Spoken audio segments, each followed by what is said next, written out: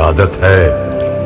मैं सागर से भी गहरा हूं, मैं सागर से भी गहरा हूं। तुम कितने कंकड़ फेंकोगे, चुन चुन कर आगे बढ़ूंगा मैं। तुम मुझको कब तक रोकोगे, तुम मुझको कब तक रोकोगे।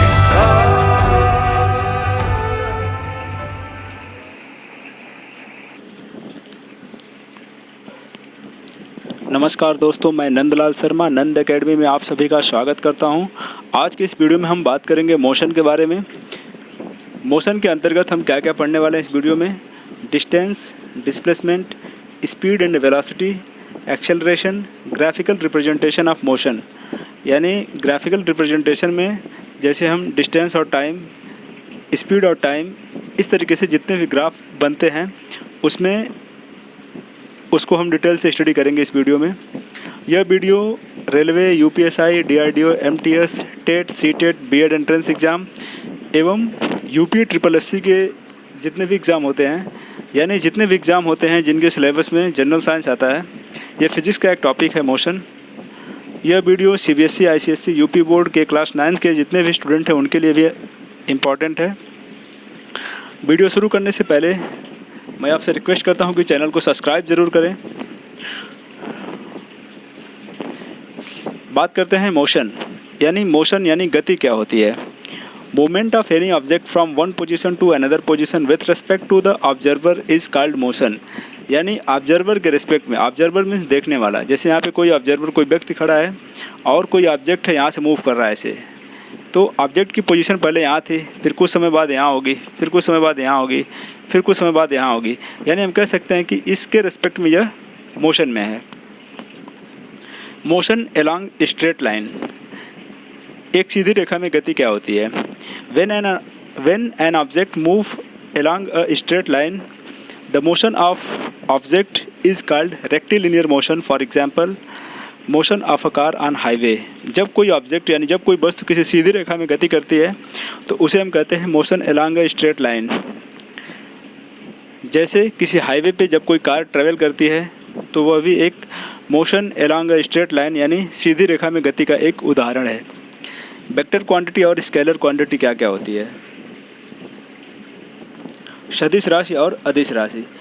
Vector is a quantity which has both magnitude and direction. For example, force, displacement and velocity. Vector एक ऐसी क्वांटिटी है यानी सदिश राशि ऐसी राशि है जिसमें मैग्नीट्यूड यानी परिमाण और डायरेक्शन दोनों होता है, उसे हम सदिश राशि कहते हैं। जैसे उदाहरण में फोर्स, डिस्प्लेसमेंट और वेलोसिटी। जैसे बात करें फोर्स की, तो जब हम डोर ओपन करते हैं तो एक फोर्स अप्लाई करते हैं डोर पे, तब वो ओपन होता है।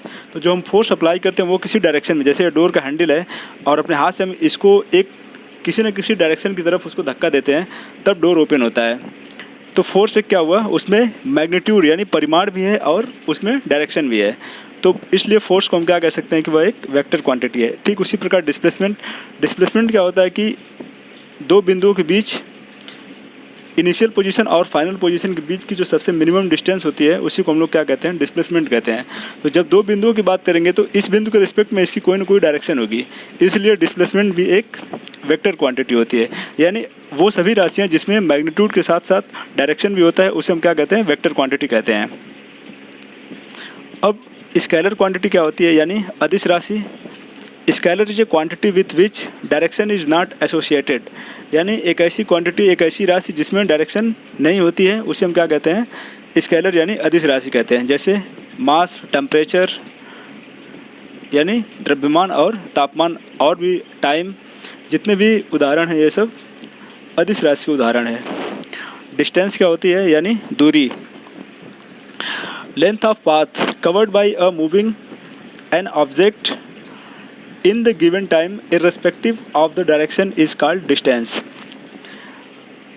डिस्टेंस क्या होती है कि जैसे कि कोई एक ऑब्जेक्ट है यहाँ से ऐसे ट्रेवल किया, उसके द्वारा ट्रेवल किए एक जो भी ऑब्जेक्ट ट्रेवल करेगा उसके द्वारा ट्रेवल किया गया जितनी भी दूरी यानी कुल दूरी जितना वो ट्रेवल करता है, कुल ट्रेवल की गई दूरी को हम लोग क्या कहते हैं, डिस्टेंस कहते हैं। यानी कुल जितनी वो कुल चली गई दूरी क्या होती है, डिस्टेंस होती है, यानी दूरी होती है।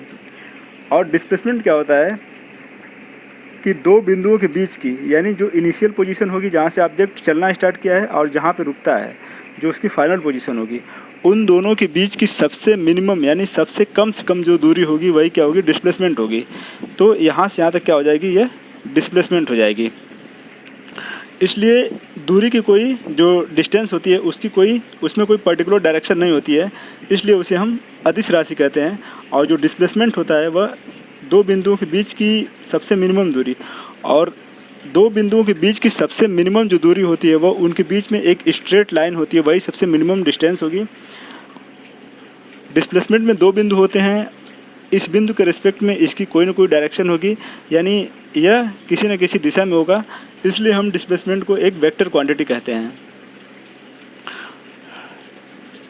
यूनिफॉर्म मोशन और नॉन यूनिफॉर्म मोशन क्या होता है? यूनिफॉर्म मोशन मीन्स एक समान गति। When an object cover equal distance in equal interval of time, it is said to be in uniform motion. यानी जब कोई भी ऑब्जेक्ट एक इक्वल डिस्टेंस ट्रेवल करता है इक्वल टाइम इंटरवल में, तो उसे हम कहते हैं यूनिफॉर्म मोशन, यानी एक समान गति। जैसे कि यदि 1 घंटे का टाइम का स्लॉट है, उसमें कोई भी ऑब्जेक्ट या कोई भी व्हीकल है वह 60 किलोमीटर की डिस्टेंस ट्रेवल करती है, फिर दूसरे घंटे में वह 60 किलोमीटर का डिस्टेंस ट्रेवल करती है, यानी हर एक घंटे के स्लॉट पे वह 60 किलोमीटर की डिस्टेंस ट्रेवल करेगी, तो वह क्या होगी, वह एक यूनिफॉर्म मोशन होगी। तो हम कह सकते हैं 60 किलोमीटर पर आवर, वह उसकी क्या हो गई, यूनिफॉर्म मोशन हो गई। नॉन यूनिफॉर्म मोशन क्या होगी, यानी असमान गति। When an object cover unequal distance in equal interval of time, it is said to be in non uniform motion. जब कोई भी ऑब्जेक्ट अनइक्वल डिस्टेंस, यानी जो डिस्टेंस होगी वो निश्चित नहीं होगी किसी भी टाइम स्लॉट में, तो उसे क्या बोलेंगे, नॉन यूनिफॉर्म मोशन। स्पीड यानी चाल क्या होती है? Distance travel by an object in unit time is referred as speed, यानी distance travel per unit time, किसी भी एकांक समय में चली गई दूरी को हम लोग क्या कहते हैं, चाल कहते हैं। यह एक स्केलर क्वांटिटी होती है और जो इसकी यूनिट होती है उसे हम मीटर पर सेकंड कहते हैं। जैसे कि चाल बराबर क्या होती है, दूरी बटे समय। तो दूरी की इकाई क्या होगी, मीटर, और समय की इकाई होगी सेकंड। तो इसलिए स्पीड की जो यूनिट होगी वह मीटर पर सेकंड होगी, और यह एक स्केलर क्वांटिटी है। एवरेज स्पीड क्या होती है, यानी औसत चाल। For non uniform motion the average speed of an object is obtained by dividing the total distance traveled by an object by the total time। यानी जो एवरेज स्पीड होती है वह total distance upon total time, यह क्या होगी, average speed होगी। Velocity क्या होती है, वेलोसिटी यानी वेग। Speed of N object in a particular direction, यानी किसी भी ऑब्जेक्ट की जो चाल होती है वह किसी एक पर्टिकुलर डायरेक्शन में है, तो वह क्या होगी, एक वेलोसिटी होगी। अगर वह किसी पर्टिकुलर डायरेक्शन में नहीं होगी तो उसे क्या बोलते हैं, उसे स्पीड बोलते हैं। इट इज़ द टाइम, और वेलोसिटी क्या होता है, डिस्प्लेसमेंट पर यूनिट टाइम होता है। यह एक वेक्टर क्वांटिटी है, क्योंकि डिस्प्लेसमेंट क्या है, एक वेक्टर क्वांटिटी है, और वेलोसिटी भी एक वेक्टर क्वांटिटी होती है। डिस्टेंस और स्पीड यह स्केलर क्वांटिटी होती है। Average velocity it is given by the arithmetic mean of initial velocity and final velocity for a given period of time। यानी किसी दिए हुए टाइम पीरियड में जो इसका इनिशियल वेलोसिटी होता है और उसका जो फाइनल वेलोसिटी होगा किसी भी ऑब्जेक्ट का, उसका मीन निकालेंगे, और उस मीन को जितने जो भी इनिशियल और फाइनल पोजीशन, यानी जो इनिशियल वेलोसिटी होगी और जो फाइनल वेलोसिटी होगी, इनिशियल वेलोसिटी से फाइनल वेलोसिटी में जाने तक जितना भी टाइम लगेगा उस टाइम इंटरवल से अगर इसको डिवाइड करेंगे तो वह क्या निकलेगी, एवरेज वेलोसिटी निकलेगी। नेक्स्ट पॉइंट है एक्सेलरेशन। एक्सेलरेशन मीन्स होता है त्वरण। The rate of change of velocity is term as acceleration, यानी वेलोसिटी के जो rate of change of velocity है उसको हम क्या कहते हैं, एक्सेलरेशन कहते हैं। एक्सेलरेशन की जो यूनिट होती है वो होती है मीटर पर सेकेंड स्क्वायर, क्योंकि rate of change of velocity means v2 minus v1 upon t2 minus t1 होता है। तो वेलोसिटी का जो यूनिट होता है वो होता है मीटर पर सेकेंड और टाइम का होता है सेकेंड। तो एक्सेलरेशन क्या हो जाएगा, मीटर पर सेकेंड स्क्वायर, क्योंकि ये सेकेंड से सेकेंड मल्टीप्लाई हो जाए तो सेकेंड स्क्वायर हो जाएगा। तो एक्सेलरेशन का यूनिट होगा वो मीटर पर सेकेंड स्क्वायर हो जाएगा। It is a vector quantity, और एक्सेलरेशन जो होता है वह एक वेक्टर क्वांटिटी होती है। Acceleration is taken to be positive if it is in the direction of velocity and negative when it is opposite to the direction of velocity. यानी जब हम ब्रेक लगाते हैं, यानी कोई भी किसी भी गतिशील ऑब्जेक्ट को अगर हम रोकते हैं तो वह रिटार्डेशन होगा, उसे हम मंदक बोलते हैं। और वो वेलोसिटी की जो डायरेक्शन होती है उसमें अगर एक्सेलरेट करते हैं तो उसे हम क्या बोलते हैं, उसे एक्सेलरेशन बोलते हैं। Negative acceleration is also named as retardation और डी एक्सेलरेशन। यानी जो नेगेटिव एक्सेलरेशन होता है, यानी चलती हुई कार में यदि ब्रेक लगाते हैं तो उसका जो मोशन यानी जो वेलोसिटी होगी उसमें कमी आएगी, स्पीड में कमी आएगी, उसे हम क्या बोलते हैं, उसे हम रिटार्डेशन या फिर डी एक्सेलरेशन बोलते हैं। An object moving on a circular path however uniform motion is always said to be accelerated as it changes its direction every moment। जब कोई भी ऑब्जेक्ट किसी सर्कुलर पाथ पे गति करता है तो एवरी मोमेंट यानी जितना भी मोमेंट होगा उस पर क्या होगा, उसकी डायरेक्शन जो होती है वो चेंज होती रहेगी। अगर वो जितना भी उसमें मोमेंट होगा या फिर उसका स्थान में जितना भी परिवर्तन होगा वो हर एक स्थान पे क्या होगा, हर एक पोजीशन पे क्या होगा, उसकी डायरेक्शन चेंज होगी। यहाँ से इस फिगर से देख सकते हैं ऐसे। एक्सेलरेशन क्या होता है, यहाँ से एक्सेलरेशन होता है final velocity minus initial velocity upon time.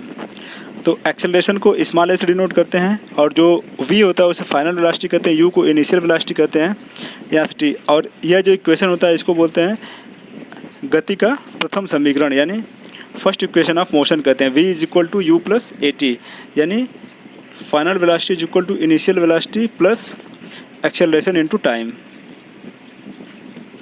Uniform acceleration और नॉन यूनिफॉर्म एक्सेलरेशन क्या होता है, आज की वीडियो में इतना ही। Uniform acceleration, non uniform acceleration, graphical representation of motion, जितना भी टॉपिक बचा हुआ है मोशन से रिलेटेड वो नेक्स्ट वीडियो में पढ़ेंगे। धन्यवाद।